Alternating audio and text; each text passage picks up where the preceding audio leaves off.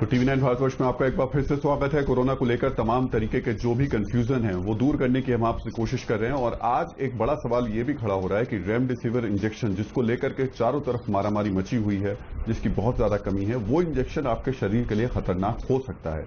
क्या रेमडेसिविर लगाने से शुगर लेवल बढ़ जाता है? डॉक्टर अंशुमन हमारे साथ हैं। डॉक्टर अंशुमन, ये कहा जा रहा है कि अगर इस इंजेक्शन का इस्तेमाल किया जाएगा तो शुगर लेवल बढ़ेगा और ये घातक सिद्ध हो सकता है। क्या ये बात सही है? जी राहुल साहब, रेमडेसिविर, प्लाज्मा थेरेपी और फेबीफ्लू और स्टेरॉयड, इसका जितना दुरुपयोग हिंदुस्तान में हुआ है किसी कंट्री में नहीं हुआ है। और आज भी मैं रिक्वेस्ट करता हूं, रेमडेसिविर के अपने साइड इफेक्ट्स हैं, लेकिन अफसोस बस शुगर लेवल क्यों बढ़ रही है कि रेमडेसिविर जो लोग ले रहे हैं स्टेरॉयड भी ले रहे हैं विदाउट प्रिस्क्रिप्शन, और स्टेरॉयड नोन फैक्टर है शुगर लेवल को बढ़ाने का। तो इसलिए रेमडेसिविर रामबाण नहीं है, बहुत लिमिटेड मरीजों में इस्तेमाल करने के लिए परमिशन मिली है। वर्ल्ड लिटरेचर कह रहा है कि रेमडेसिविर का इतना इस्तेमाल ना करें, गलत हो रहा है, इनफैक्ट साइड इफेक्ट्स हो रहे हैं। सेम स्टेरॉयड का हो रहा है। फिक्स प्रेस्क्रिप्शन एलोपैथ का घूम रहा है सबके व्हाट्सएप पे, लोग लेना चालू कर रहे हैं। विदाउट प्रेस्क्रिप्शन, विदाउट कंसल्टेशन कोई भी स्टेरॉयड, रेमडेसिविर, फेबीफ्लू या कोई भी इस तरह की दवा ना लें, साइड इफेक्ट सबके हैं। जी, बलिया से इस वक्त हमारे साथ निरंजन है। निरंजन, अपना सवाल पूछिए। सर, 7-8 सालों से हमें डस्ट एलर्जी का प्रॉब्लम है और ये प्रॉब्लम की वजह से हमको सर्दी, खांसी और फीवर भी रहता है। तो सर, क्या इस समय हम वैक्सीन ले सकते हैं? कोई प्रॉब्लम तो नहीं होगी? डॉक्टर अंशुमन जी, देखिए, जो एलर्जी के लोग होते हैं उनमें दो चीजें हमें तय करनी होती है कि अभी एक्टिव एलर्जी तो नहीं है आपको जिसमें वैक्सीन के साइड इफेक्ट्स होने की गुंजाइश होती है, तो उनके लिए हम कहते हैं डॉक्टर के संपर्क में जाएं। कंप्लीट ब्लड काउंट, एक ब्लड टेस्ट होता है जिसमें इस्नोफिल का लेवल देख लें, इस्नोफिल बढ़ा हुआ तो नहीं है आपका, या एक्टिव एलर्जी कंपोनेंट तो नहीं जिसके कारण फेफड़े को डॉक्टर चेक कर लेता है कि फेफड़े में कोई सिकुड़न तो नहीं आ रही है। अगर ऐसी नहीं आ रही कोई चीज, या एहतियातन डॉक्टर आपको एंटी एलर्जी की दवा 5 दिन दे दे, उसके बाद आप वैक्सीन लगा सकते हैं, सुरक्षित है। जी, लेकिन डॉक्टर अंशुमन, यहां सवाल जो आप स्टेरॉइड्स को लेकर कह रहे थे, माइल्ड सिम्टम्स में बहुत लोगों ने बहुत स्टेरॉइड्स लिए हैं। अब इसके प्रभाव कैसे दिखने शुरू होंगे और कैसे लोग समझें इस चीज को लेकर के कि उनको नुकसान हो रहा है? क्योंकि अभी तो लोगों को लग रहा है कि वो नेगेटिव हुए हैं, कमजोरी है कोरोना की वजह से, और कहीं ऐसा ना हो कि वो स्टेरॉइड का प्रभाव हो। कैसे पहचाने वो इसको? जी, स्टेरॉयड देखिए सिंपल साधारण चीज नहीं है। बॉडी के अंदर हार्मोन्स होते हैं, उसी का रिप्लेसमेंट एक्सटर्नल मेडिसिन फॉर्म में है जिसको स्टेरॉयड बोलते हैं। इन्फ्लेमेशन को कम करने में कारगर है। स्टेरॉयड ही एक दवा है जो वर्ल्ड वाइड प्रूव की गई कि मॉडरेट और सीवियर केसेज में किस तरह से इस्तेमाल करना है और कोरोना के मरीज की रिकवरी में फायदा मिला। लेकिन ये सबको इस्तेमाल नहीं करना है। हो सकता है बॉडी के अंदर इन्फ्लेमेटरी रिस्पॉन्स जो आ रहा है आपका, वो ठीक करने के लिए आ रहा है, और स्टेरॉयड आपको कमजोर करता है। एक, शुगर लेवल डिरेंज कर सकता है, हड्डियों पे असर आ सकता है। गैस्ट्राइटिस, जिनको एसिडिटी की तकलीफ है, एसिडिटी बहुत तेज बढ़ सकती है, और कई केसेज ऐसे हो रहे हैं जिनमें परफोरेशन, मतलब आंख फट रही है स्टेरॉयड, जिसको कहते हैं पेप्टिक अल्सर परफोरेशन। इसलिए स्टेरॉयड का अनइंडिकेटेड इस्तेमाल न करें। इनफैक्ट हमारे साथ वैद्य जी जुड़े हैं, आयुर्वेद और एलोपैथ को सामंजस्य कर लें, अगर मिला के हम काम करें तो हम बेहतर रिकवरी दे सकते हैं, rather than without prescription, without doctor आप कुछ भी आप इस्तेमाल कर रहे हैं, उसका गलत प्रभाव होगा। निश्चित तौर पर इस वक्त डॉक्टर रवि मलिक भी हमारे साथ जुड़ गए हैं। डॉक्टर रवि मलिक आपके पास पहुंचे, लेकिन उससे पहले भिंड से नरेंद्र हमारे साथ हैं। नरेंद्र, अपना सवाल पूछिए। करीब 70 सालों उन्होंने कोवैक्सीन की पहली डोज 7 तारीख को ली थी। जी हाँ जी, हेलो। हाँ सर, कोवैक्सीन की पहली डोज 7 अप्रैल को ली थी सर, और उसके बाद यहाँ पर उनको कब लेनी है, दूसरी डोज कब लेनी है? 28 दिन बताया है, स्लिप में 28 दिन बताया है, और वो डायबिटिक और हाई ब्लड प्रेशर पेशेंट है सर। डेफिनेटली इसमें आपको जो सेकेंड डोज है वो 28 दिन के बाद प्रिस्क्राइब्ड है, 28 दिन के बाद लीजिए, लेकिन पीरियड 4 से 6 हफ्ते का है। किसी वजह से आप 28 दिन के बाद नहीं भी लेते हैं तो आप 8 हफ्ते तक यानी 42 दिन तक आप इस वैक्सीन को ले सकते हैं। कोवैक्सीन की जो ड्यूरेशन है फर्स्ट डोज और सेकेंड डोज के बीच में 4 से 6 हफ्ते का अंतराल जो है वो रिकमेंडेड है। जी, मीना देवी हैं दिल्ली से। मीना जी सवाल पूछिए अपना। हाँ सर, देखिए हमारा ना हमेशा जुकाम रहता है, मतलब 10 साल से ऐसे चलता है। अब उसके बाद अब गला खराब, मतलब ऐसे पानी छूटे, लेकिन अब क्या हो गया है कि 6 महीना से एकदम गला खराब है, मेरे घुटन होता है मेरे को।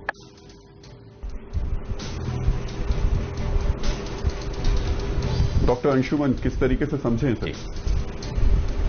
जी, देखिए कुछ तो इन दिनों ऐसा चल रहा है कि कोरोना की जो एक महामारी जैसी चली है, कई लोगों को साइकोलॉजिकल हो रहा है कि मेरे गले में भी कुछ खराश है, कुछ खराबी हो रही है, गला घुटन है। लेकिन आपको मैं रिकमेंड करूंगा कि लक्षण 6 महीने से चल रहा है तो किसी पास के फिजिशियन को, क्लिनिशियन को दिखाएं, ताकि चेक कर लें गले में कोई खराबी तो नहीं। मुझे नहीं लग रहा है कोई खास खराबी होगी। पोल्यूशन या एलर्जी की समस्या ज्यादा हो सकती है आपको। बालेंद्र प्रकाश जी, आप कुछ सलाह देंगे ऐसी स्थिति में जब 6 महीने से उनको ये दिक्कत है? ये अगर 6 महीने की स्थिति है तो जैसे कि एलर्जिक कंडीशंस है, ये हमारे बॉडी के सिस्टम के साथ है। तो आयुर्वेद में ऐसी बहुत सारी दवाइयां हैं जिनके लगातार सेवन से क्रॉनिक डिजीजेस जो कि नॉन इन्फेक्टिव नेचर की है और उसमें इन्फेक्शन दिखाई नहीं देता सिम्टम है, तो उसमें सीतोपलादी चूर्ण है, लवंगा की बट्टी है, च्यवनप्राश है, गार्गल्स है, अच्छा खान पान है, क्योंकि लोग केवल दवाई के साथ ही जीना चाहते हैं। और मैं समझता हूँ ये दुर्भाग्य है कि हम आहार और विहार, कि हमारा खाना कैसा हो, पौष्टिक आहार नहीं है, पौष्टिक विहार नहीं है, तो इन तीनों के जो आयुर्वेद के सिद्धांत है, आहार विहार औषध के द्वारा हम बार बार होने वाले एलर्जी से आराम से बच सकते हैं। मैं बार बार बोलता हूँ कि कोरोना आबेल मुझे मार हमारा अपना है। अगर 96% लोग ठीक हो रहे हैं तो हमको वो जीवन शैली अपनानी चाहिए जो तंदुरुस्त है। बहुत सारे डॉक्टर्स भी हैं जो कि वैक्सीन भी लिए, सब कुछ किए, तो आपका अपना इम्यून सिस्टम है। आयुर्वेद है स्वस्थ से स्वास्थ्य रक्षणम, मतलब स्वस्थ के स्वास्थ्य की रक्षा करने वाला, और मौसम के हिसाब से, आहार के हिसाब से ये काम करता है। तो अंशुमन डॉक्टर साहब ने एक बहुत अच्छी बात की है, सब पे ध्यान देना होगा। समय है जब हम आयुर्वेद और एलोपैथ के सिद्धांतों को मिला के हम आपस में करें और लोग सेल्फ मेडिकेशन न लें। दोनों को मिला करके अच्छे तरीके से कर सकते हैं, बिल्कुल कर। और उसमें इन्फेक्शन दिखाई नहीं देता सिम्टम है, तो उसमें सीतोपलादी चूर्ण है, लवंगा की बट्टी है, च्यवनप्राश है, गार्गल्स है, अच्छा खान पान है, क्योंकि लोग केवल दवाई के साथ ही जीना चाहते हैं।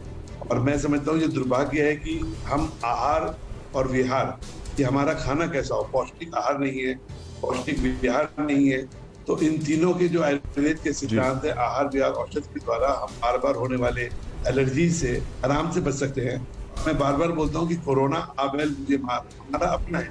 अगर 96% लोग ठीक हो रहे हैं तो हमको वो जीवन शैली अपनानी चाहिए जो तंदुरुस्त है। बहुत सारे डॉक्टर्स भी हैं जो कि वैक्सीन भी लिए, सब कुछ किए, तो आपका अपना इम्यून सिस्टम है। आयुर्वेद है स्वस्थ से स्वास्थ्य रक्षणम, मतलब स्वस्थ के स्वास्थ्य की रक्षा करने वाला, और मौसम के हिसाब से, आहार के हिसाब से ये काम करता है। तो अंशुमन डॉक्टर साहब ने एक बहुत अच्छी बात की है, सब पे ध्यान देना होगा। समय है जब हम आयुर्वेद और एलोपैथ के सिद्धांतों को मिला के हम आपस में करें और लोग सेल्फ मेडिकेशन न लें। दोनों को मिला करके अच्छे तरीके से कर सकते हैं, बिल्कुल बिल्कुल। अजमेर से अंकित हैं हम लोगों के साथ में।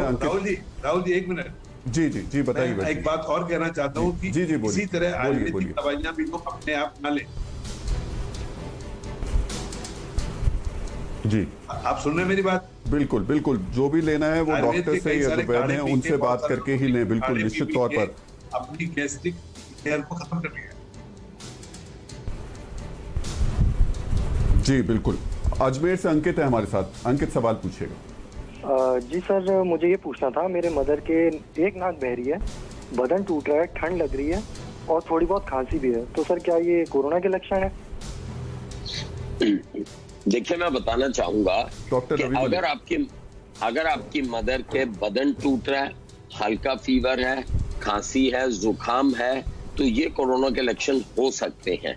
अब डिपेंड करता है कि आपके यहाँ पर एपिडेमियोलॉजी क्या चल रही है, यानी आपके एरिया में कोविड का प्रकोप कितना है। अगर आप दिल्ली में हैं तो तुरंत आप कोरोना का टेस्ट कराइए, क्योंकि यहाँ पर पॉजिटिविटी रेट लगभग 33 से 34% है, जो कि काफी ज्यादा है। तो डेफिनेटली ये लक्षण है। और अगर आपके यहाँ पे एपिडेमियोलॉजी कोरोना की नहीं चल रही है तो आप अपने फैमिली फिजिशियन से बात कर सकते हैं। यहाँ पर मैं ऐड करना चाहूंगा पुराने क्वेश्चन का भी। देखिए, बहुत सारे पेशेंट्स हमारे साथ आते हैं, क्योंकि मैं कोरोना का हॉस्पिटल भी चलाता हूँ और कोविड की वैक्सीन भी देता हूँ अपने हॉस्पिटल के एक सेंटर में।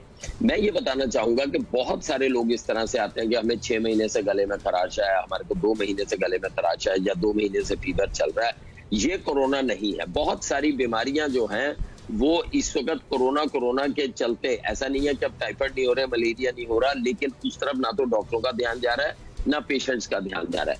कोई भी चीज अगर वो 6 महीने से चल रही है तो कुछ भी हो सकता है, लेकिन कोरोना नहीं हो सकता।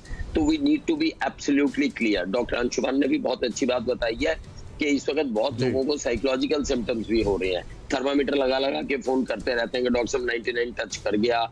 जब तक आपका फीवर 99.3 या 4 से ऊपर नहीं है, आपको बॉदर करने की बिल्कुल आवश्यकता नहीं। डॉक्टर रवि मलिक, लेकिन यहाँ एक सवाल ये भी है कि बहुत सारे लोग जो नेगेटिव हो रहे हैं उनके ऑक्सीजन लेवल लेकिन नीचे जा रहा है, उनका ऑक्सीजन लेवल 93, 92, 90 तक जा रहा है, ये क्या है? देखिए, मैं आपको बताऊंगा, ये बहुत इंपॉर्टेंट आपने सवाल पूछा जो हम हॉस्पिटल्स में अक्सर फेस करते हैं। अगर पेशेंट का पहली बार भी टेस्ट नेगेटिव आया, दूसरी बार भी टेस्ट नेगेटिव आया, और अगर उसके बाद ऑक्सीजनेशन कम जा रही है तो इमीडिएटली उसका सीटी स्कैन कराइए। वजह आरटीपीसीआर जो है वो केवल 70 से 75% ही पॉजिटिविटी पकड़ सकता है, तो पहली बार भी वो नेगेटिव आ सकता है और दोबारा से भी वो नेगेटिव आ सकता है, क्योंकि हर टेस्ट के अंदर 25 से 30% की पॉसिबिलिटी है नेगेटिव हो। इसका मतलब ये नहीं है कि उस पेशेंट को कोरोना नहीं हो सकता, उसमें कोरोना होने की संभावना काफी कम हो सकती है। लेकिन 2 या 3 टेस्ट नेगेटिव आने के बाद भी अगर पेशेंट की ऑक्सीजन नीचे गिर रही है और थोड़े से भी सिम्टम्स हैं, आप सीटी स्कैन कराइए। सीटी स्कैन में ऑलमोस्ट 99% कंफर्म हो जाएगा कि ये कोरोना के केस है कि नहीं है। तो ऐसे बहुत सारे केसेस हमारे इधर भी आए हैं जिनके सारे टेस्ट नॉर्मल थे, लेकिन जब हमने सीटी स्कैन कराया तो उसके अंदर स्कोर 12, 15/25 आ रहा है, विच मीन्स के इस पेशेंट को कोरोना था जो कि टेस्टों के अंदर नेगेटिव हो रहा था। तो इसका मतलब ये नहीं है कि अगर आपके 2 एक बड़ा सवाल यहाँ ये खड़ा हो रहा है, आप सीटी स्कैन की बात कर रहे हैं, उधर ये कहा जा रहा है कि सीटी स्कैन कराएंगे तो वो आपके लिए खतरनाक होगा। ये सवाल मैं आपसे पूछूंगा, लेकिन हरियाणा से इस वक्त आनंद हमारे साथ है। आनंद, अपना सवाल पूछिए।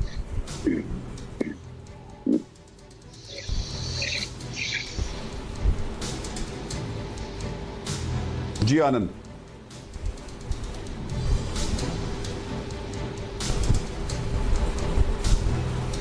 आनंद से संपर्क नहीं हो रहा है। राजकुमार है बिहार से। राजकुमार, अपने सवाल पूछिए। मेरा सवाल 2 साल से जब मैं सोकर उठता हूँ तो मुझे फीवर नहीं रहता है।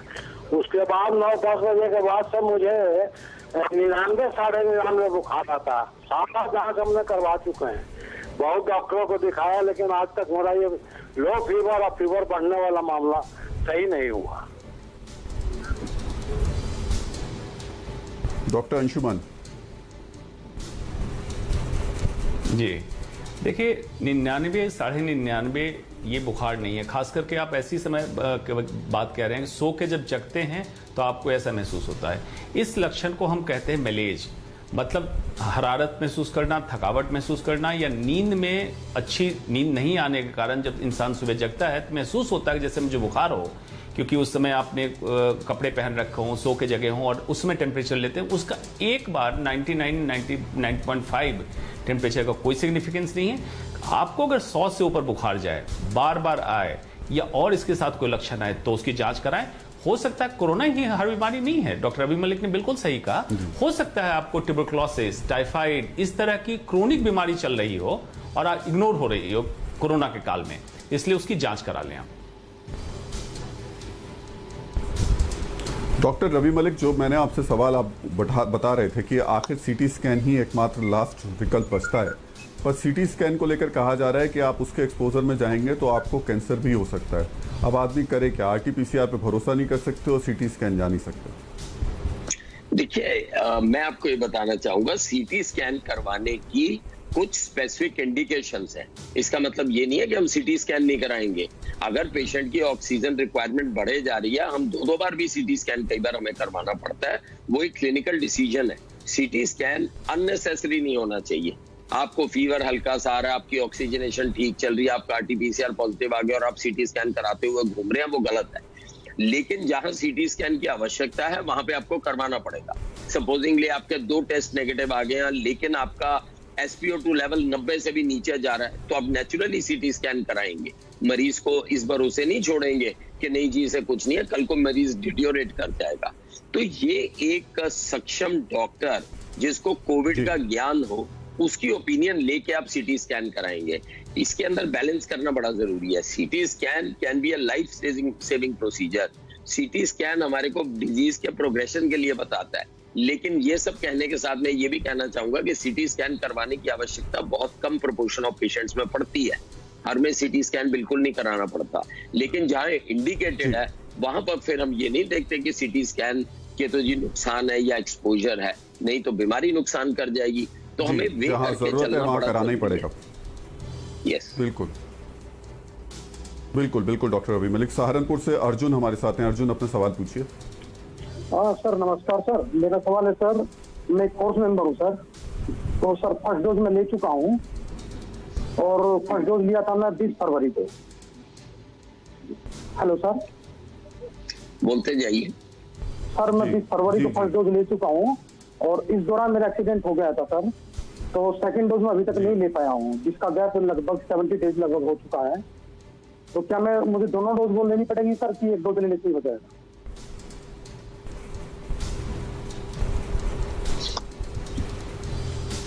डॉक्टर अंशुमन जी, देखिए अभी तक ऐसा कोई रिकमेंडेशन नहीं आया है। इवन इंटरनेशनल कई लिटरेचर आ चुके हैं जो कह रहा है फर्स्ट डोज के बाद 6 से 8 हफ्ते के अंदर तक आप वैक्सीनेशन बूस्टर डोज ले सकते हैं। इसका नाम ही बूस्टर डोज, मतलब पहले डोज से आपकी इम्यूनिटी थोड़ी थोड़ी बनने लगी, शरीर की जो प्रतिरोधक क्षमता बढ़ने लगी। दूसरी डोज जाते ही उसको बूस्टर डोज कहते हैं। इस चैलेंज को और हमने बढ़ा दिया। तो जब भी आपको मौका मिले आप जाके जल्दी से जल्दी सेकेंड डोज ले लें। अभी तक कोई रिकमेंडेशन नहीं है कि डोज मिस होने के 4 हफ्ते निकल गए तो इनको फिर से फर्स्ट डोज और सेकेंड डोज देनी पड़ेगी। अभी तक यही रिकमेंडेशन 2 ही वैक्सीन लेना है। मैं डॉक्टर अंशुमन से बिल्कुल एग्री करता हूँ। इसको मैं थोड़ा सा और विस्तार से हल्का सा बताना चाहूंगा। मैं डॉक्टर अंशुमन से एग्री करता हूँ। फ्रांस ने इसकी स्ट्रिक्ट गाइडलाइंस निकाली है कि अगर आपको फर्स्ट डोज मिल गई है उसके बाद आपको बीमारी होती है तो वो कहते हैं सेकंड डोज लेने की जरूरत ही नहीं, बीमारी ही बूस्टर डोज का काम कर जाएगी। हमारे इधर गाइडलाइंस ये है, अगर आपने फर्स्ट डोज लिया और आपको बीच में बीमारी हो गई है तो आप अपने नेगेटिव होने के बाद, बीमारी ठीक होने के बाद 2 हफ्ते के बाद बूस्टर डोज ले सकते हैं। 3rd 4th डोज की कोई आवश्यकता नहीं है, केवल 2 ही डोज लेनी। जी, हरियाणा से मनमोहन है हमारे साथ में। मनमोहन, सवाल पूछिएगा। और मैंने अपनी कोरोना रिपोर्ट भी चेक कराई थी, वो नेगेटिव आई थी सर, मगर ये गले में खराश नहीं जा रही और मेरा जो टेस्ट है वो नहीं आ पा रहा है। डॉक्टर साहब, मेरे गले में काफी दिन से खराश है और मैंने अपनी कोरोना की रिपोर्ट भी चेक कराई थी, वो नेगेटिव आई थी, मगर ये मेरा टेस्ट अभी तक नहीं आ पा रहा है डॉक्टर साहब। देखिए, ऐसा है कि अगर आपका टेस्ट गायब हो गया है तो ये एक, हाँ सॉरी, आप बताइए प्लीज। जी please doctor Malik, please continue. अगर आपका टेस्ट गायब हो गया है तो ये कोरोना की निशानी है, इसमें कोई दो राय नहीं है। टेस्ट का जाना, स्मेल का जाना। कुछ स्टडीज ने यह भी कहा है कि अगर आपका टेस्ट और स्मेल चला जाता है तो शायद आपको माइल्ड कोरोना होगा, सीवियर कोरोना नहीं होगा। कुछ स्टडीज ने यह भी कहा है, लेकिन टेस्ट और स्मेल का जाना एक कोरोना का लक्षण है। बहुत से मरीज ऐसे हैं जिनको ना बुखार होता है, ना खांसी होती है, ना जुकाम होता है, ना लूज मोशन होता है, ना पेट में दर्द होता है, स्मेल जाती है, हम टेस्ट कराते हैं, पॉजिटिव आ जाता है। तो अगर आपकी स्मेल चली गई है और अगर आपका टेस्ट नेगेटिव आ गया है, आप अपने आप को कोरोना प्रिज्यूम करके अपने आप को आइसोलेट कीजिए और वो सारी गाइडलाइंस को फॉलो कीजिए और दोबारा टेस्ट करा सकते हैं, क्योंकि स्मेल और टेस्ट का जाना बहुत बड़ा सिम्टम है जो कि कोरोना की तरफ इशारा करता है। बाकी बीमारियां ज्यादा नहीं है हमारे पास डिफरेंशियल डायग्नोसिस में, जनरली कोरोना ही होता है। दूसरी चीज, टेस्ट और स्मेल जब एक बार चली जाती है तो कई बार रिकवरी में 2 से 4 हफ्ते भी लग जाते हैं आपके टेस्ट या स्मेल को वापस आने में। इसमें कोई भी घबराने की बात नहीं है, अल्टीमेटली टेस्ट और स्मेल वापस आ जाते हैं। बालेंदु प्रकाश जी, आप कुछ इनको सुझाव देंगे, सलाह देना चाहेंगे? देखिए, अगर ये 14 दिन एसिम्प्टोमेटिक रहे हैं और उसके बाद क्वारंटाइन में रह चुके हैं, तो मेरे ख्याल से अब वो धीरे धीरे थोड़ा दीपन पाचन आयुर्वेद में है चीजें, क्योंकि एक बार लार बनने की वृद्धि हो रही है, थोड़ा तीक्ष्ण उष्ण पदार्थ लेके अपने टेस्ट को बढ़ा सकते हैं। तो डॉक्टर साहब, डॉक्टर रवि मलिक जी हैं, डॉक्टर अंशुमान जी हैं, ये लोग कोरोना से लगातार डील कर रहे हैं, बहुत अच्छी सलाह दे रहे हैं। आपने बहुत अच्छा प्रोग्राम बनाया। मेरा तो यही कहना है कि कोरोना से डरो मत। 96%, 98% जो लोग ठीक हो रहे हैं, अच्छे डॉक्टरों की सलाह में रह के पैनिक ना होते हुए चाहे घरेलू उपचार करें, पर जिसके साथ भी करें, और समाज में आप बिल्कुल बिल्कुल। दिल्ली से नीलू भी हमारे साथ है। जी नीलू, सवाल पूछिए अपना। सर, हम पूछना चाहते हैं कि हमारे पति का ऑपरेशन हो चुका है, तो क्या ये वैक्सीन लगा सकते हैं? डॉक्टर अंशुमान, किस चीज का ऑपरेशन हो चुका है? जी, वो मतलब उनके पैर से ना पस आता था, तो उनका ऑपरेशन RML से हुआ है 20 महीने का। ठीक है। अगर अभी कोई पैर का में पस आता था, मतलब कोई भी इन्फेक्टिव प्रोसेस रहा होगा, मे बी डायबिटिक फुट हो या जख्म, फोड़ा, फुंसी, अगर इसमें एक्टिव इन्फेक्शन नहीं है, मतलब आपके डॉक्टर जिन्होंने ऑपरेशन किया वो कहा कि जख्म ठीक हो चुका है और इसके 2 हफ्ते निकल चुके हैं, मतलब बॉडी के अंदर इन्फ्लेमेटरी रिएक्शन खत्म हो चुका है, बेहिचक आप जाके वैक्सीन लगवाइए, सुरक्षित है। डॉक्टर रवि मलिक, मैं अब लास्ट क्वेश्चन ही कहूंगा इसको। बहुत सारे पेशेंट्स खासतौर से अबव 60 जो रिकवर हो रहे हैं, उनके रिकवरी में ऑक्सीजन लेवल नीचे जा रहा है। क्या ये सामान्य बात है या फिर उनको डॉक्टर्स की तरफ जाना चाहिए, उनको फिर से CT स्कैन दोबारा कराना चाहिए?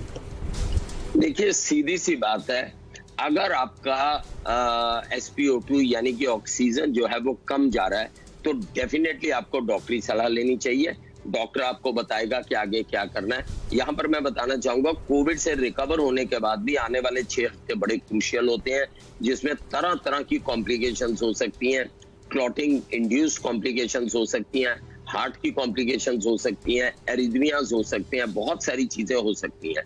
तो मैंने अक्सर ये देखा है कि कोविड ठीक होने के बाद में लोग कहते हैं बस जी बस अब तो सब ठीक हो गया। नहीं, आने वाले 6 हफ्ते आपको जागरूक रहना है। आपकी इम्यूनिटी भी कॉम्प्रोमाइज्ड होती है, तो आपको इन्फेक्शंस भी हो सकती हैं या तरह तरह की प्रॉब्लम्स भी हो सकती हैं।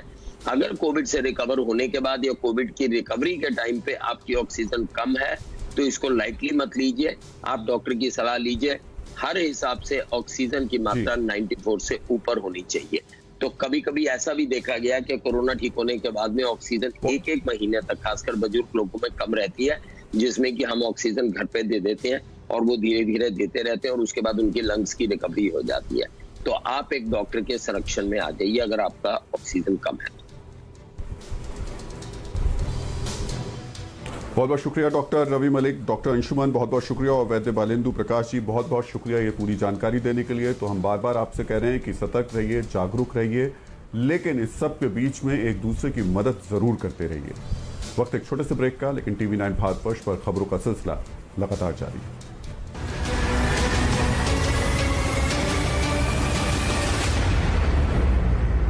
दुनिया भर में वायरस और इन्फेक्शन का खतरा बढ़ता जा रहा है, ऐसे में एहतियात बरतना आवश्यक है। सर, मैं 20 फरवरी को फर्स्ट डोज ले चुका हूँ और इस दौरान मेरा एक्सीडेंट हो गया था सर, तो सेकंड डोज में अभी तक नहीं ले पाया हूँ, जिसका गैप लगभग 70 डेज लगभग हो चुका है। तो क्या मुझे दोनों डोज वो लेनी पड़ेगी सर, कि 1-2 दिन लेते ही हो जाएगा?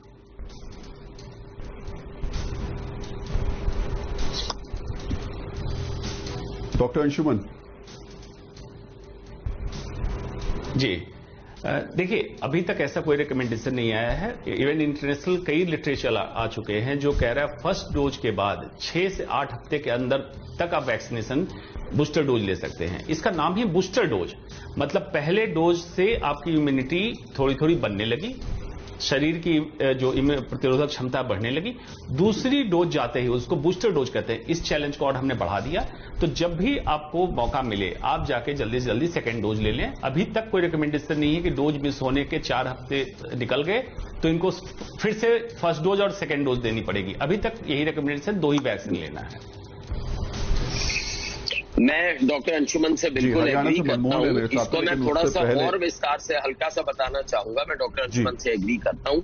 फ्रांस ने इसकी स्ट्रिक्ट गाइडलाइंस निकाली है कि अगर आपको फर्स्ट डोज मिल गई है, उसके बाद आपको बीमारी होती है, तो वो कहते हैं सेकंड डोज लेने की जरूरत ही नहीं, बीमारी ही बूस्टर डोज का काम कर जाएगी। हमारे इधर गाइडलाइंस ये है, अगर आपने फर्स्ट डोज लिया और आपको बीच में बीमारी हो गई है, तो आप अपने नेगेटिव होने के बाद, बीमारी ठीक होने के बाद 2 हफ्ते के बाद बूस्टर डोज ले सकते हैं। थर्ड फोर्थ डोज की कोई आवश्यकता नहीं है, केवल 2 ही डोज लेनी। जी, हरियाणा से मनमोहन है हमारे साथ में। मनमोहन, सवाल पूछिएगा। अच्छा, और मैंने अपनी कोरोना रिपोर्ट भी चेक कराई थी, वो नेगेटिव आई थी सर, मगर ये गले में खराश नहीं जा रही और मेरा जो टेस्ट है वो नहीं आ पा रहा है। डॉक्टर साहब, मेरे गले में काफी दिन से खराश है और मैंने अपनी कोरोना की रिपोर्ट भी चेक कराई थी, वो नेगेटिव आई थी, मगर ये मेरा टेस्ट अभी तक नहीं आ पा रहा है डॉक्टर साहब। देखिए, ऐसा है कि अगर आपका टेस्ट गायब हो गया है तो ये एक, हाँ सॉरी, आप बताइए प्लीज। जी please doctor Malik, please continue. अगर आपका टेस्ट गायब हो गया है तो ये कोरोना की निशानी है, इसमें कोई दो राय नहीं है। टेस्ट का जाना, स्मेल का जाना। कुछ स्टडीज ने ये भी कहा है कि अगर आपका टेस्ट और स्मेल चला जाता है तो शायद आपको माइल्ड कोरोना होगा, सीवियर कोरोना नहीं होगा। कुछ स्टडीज ने ये भी कहा है। लेकिन टेस्ट और स्मेल का जाना एक कोरोना का लक्षण है। बहुत से मरीज ऐसे हैं जिनको ना बुखार होता है, ना खांसी होती है, ना जुकाम होता है, ना लूज मोशन होते हैं, ना पेट में दर्द होता है, स्मेल जाती है, हम टेस्ट कराते हैं, पॉजिटिव आ जाता है। तो अगर आपकी स्मेल चली गई है और अगर आपका टेस्ट नेगेटिव आ गया है, आप अपने आप को कोरोना प्रिज्यूम करके अपने आप को आइसोलेट कीजिए और वो सारी गाइडलाइंस को फॉलो कीजिए और दोबारा टेस्ट करा सकते हैं, क्योंकि स्मेल और टेस्ट का जाना बहुत बड़ा सिम्टम है जो कि कोरोना की तरफ इशारा करता है। बाकी बीमारियां ज्यादा नहीं है हमारे पास डिफरेंशियल डायग्नोसिस में, जनरली कोरोना ही होता है। दूसरी चीज, टेस्ट और स्मेल जब एक बार चली जाती है तो कई बार रिकवरी में 2 से 4 हफ्ते भी लग जाते हैं आपके टेस्ट या स्मेल को वापस आने में। इसमें कोई भी घबराने की बात नहीं है। अल्टीमेटली टेस्ट और स्मेल वापस आ जाते हैं। बालेंदु प्रकाश जी, आप कुछ इनको सुझाव देंगे, सलाह देना चाहेंगे? देखिए, अगर ये 14 दिन एसिम्प्टोमेटिक रहे हैं और उसके बाद क्वारंटाइन में रह चुके हैं, तो मेरे ख्याल से अब वो धीरे धीरे थोड़ा दीपन पाचन आयुर्वेद में है चीजें, क्योंकि कई बार लार बनने की वृद्धि हो रही है, थोड़ा तीक्ष्ण उष्ण पदार्थ देके अपने टेस्ट को बढ़ा सकते हैं। तो डॉक्टर साहब, डॉक्टर रवि मलिक जी हैं, डॉक्टर अंशुमान जी हैं, ये लोग कोरोना से लगातार डील कर रहे हैं, बहुत अच्छी सलाह दे रहे हैं। आपने बहुत अच्छा प्रोग्राम बनाया। मेरा तो यही कहना है कि कोरोना से डरो मत। 96%, 98% जो लोग ठीक हो रहे हैं, अच्छे डॉक्टरों की सलाह में रह के पैनिक ना होते हुए चाहे घरेलू उपचार करें, पर इसके साथ करके करें और समाज में आप बिल्कुल। दिल्ली से नीलू भी हमारे साथ है। जाइए सर, मैं 20 फरवरी को फर्स्ट डोज ले चुका हूँ और इस दौरान मेरा एक्सीडेंट हो गया था सर, तो सेकंड डोज में अभी तक नहीं ले पाया हूँ, जिसका गैप लगभग 70 डेज लगभग हो चुका है। तो क्या मुझे दोनों डोज वो लेनी पड़ेगी सर, कि 1-2 दिन लेने से हो जाएगा?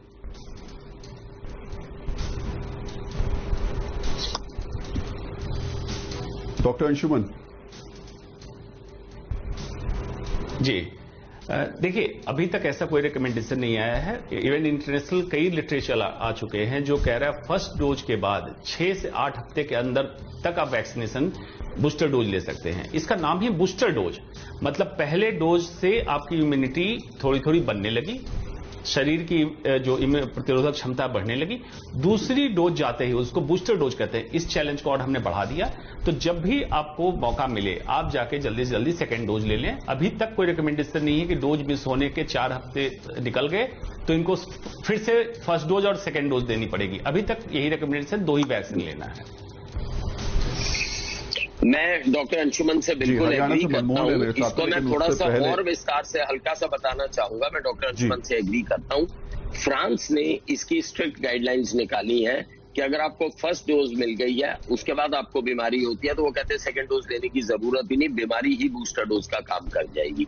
हमारे इधर गाइडलाइंस ये है, अगर आपने फर्स्ट डोज लिया और आपको बीच में बीमारी हो गई है, तो आप अपने नेगेटिव होने के बाद, बीमारी ठीक होने के बाद 2 हफ्ते के बाद बूस्टर डोज ले सकते हैं। थर्ड फोर्थ डोज की कोई आवश्यकता नहीं है, केवल 2 ही डोज लेनी। जी, हरियाणा से मनमोहन है हमारे साथ में। मनमोहन, सवाल पूछिएगा। अच्छा, और मैंने अपनी कोरोना रिपोर्ट भी चेक कराई थी, वो नेगेटिव आई थी सर, मगर ये गले में खराश नहीं जा रही और मेरा जो टेस्ट है वो नहीं आ पा रहा है। डॉक्टर साहब, मेरे गले में काफी दिन से खराश है और मैंने अपनी कोरोना की रिपोर्ट भी चेक कराई थी, वो नेगेटिव आई थी, मगर ये मेरा टेस्ट अभी तक नहीं आ पा रहा है डॉक्टर साहब। देखिए, ऐसा है कि अगर आपका टेस्ट गायब हो गया है तो ये एक, हाँ सॉरी, आप बताइए प्लीज। जी please doctor Malik, please continue. अगर आपका टेस्ट गायब हो गया है तो ये कोरोना की निशानी है, इसमें कोई दो राय नहीं है। टेस्ट का जाना, स्मेल का जाना, कुछ स्टडीज ने ये भी कहा है कि अगर आपका टेस्ट और स्मेल चला जाता है तो शायद आपको माइल्ड कोरोना होगा, सीवियर कोरोना नहीं होगा। कुछ स्टडीज ने ये भी कहा है, लेकिन टेस्ट और स्मेल का जाना एक कोरोना का लक्षण है। बहुत से मरीज ऐसे हैं जिनको ना बुखार होता है, ना खांसी होती है, ना जुकाम होता है, ना लूज मोशन होता है, ना पेट में दर्द होता है, स्मेल जाती है, हम टेस्ट कराते हैं, पॉजिटिव आ जाता है। तो अगर आपकी स्मेल चली गई है और अगर आपका टेस्ट नेगेटिव आ गया है, आप अपने आप को कोरोना प्रिज्यूम करके अपने आप को आइसोलेट कीजिए और वो सारी गाइडलाइंस को फॉलो कीजिए और दोबारा टेस्ट करा सकते हैं, क्योंकि स्मेल और टेस्ट का जाना बहुत बड़ा सिम्टम है जो कि कोरोना की तरफ इशारा करता है। बाकी बीमारियां ज्यादा नहीं है हमारे पास डिफरेंशियल डायग्नोसिस में, जनरली कोरोना ही होता है। दूसरी चीज, टेस्ट और स्मेल जब एक बार चली जाती है तो कई बार रिकवरी में 2 से 4 हफ्ते भी लग जाते हैं आपके टेस्ट या स्मेल को वापस आने में। इसमें कोई भी घबराने की बात नहीं है, अल्टीमेटली टेस्ट और स्मेल वापस आ जाते हैं। बालेंदु प्रकाश जी, आप कुछ इनको सुझाव देंगे, सलाह देना चाहेंगे? देखिए, अगर ये 14 दिन एसिम्प्टोमेटिक रहे हैं और उसके बाद क्वारंटाइन में रह चुके हैं तो मेरे ख्याल से अब वो धीरे धीरे थोड़ा दीपन पाचन आयुर्वेद में है चीजें, क्योंकि एक बार लार बनने की वृद्धि हो रही है, थोड़ा तीक्ष्ण उष्ण पदार्थ देके अपने टेस्ट को बढ़ा सकते हैं। तो डॉक्टर साहब, डॉक्टर रवि मलिक जी हैं, डॉक्टर अंशुमान जी हैं, ये लोग कोरोना से लगातार डील कर रहे हैं, बहुत अच्छी सलाह दे रहे हैं। आपने बहुत अच्छा प्रोग्राम बनाया। मेरा तो यही कहना है कि कोरोना से डरो मत। 96%, 98% जो लोग ठीक हो रहे हैं, अच्छे डॉक्टरों की सलाह में रह के पैनिक ना होते हुए चाहे घरेलू उपचार करें, पर इसके साथ करके लोग करें। और समाज में आप बिल्कुल दिल्ली से नीलू भी हमारे साथ है।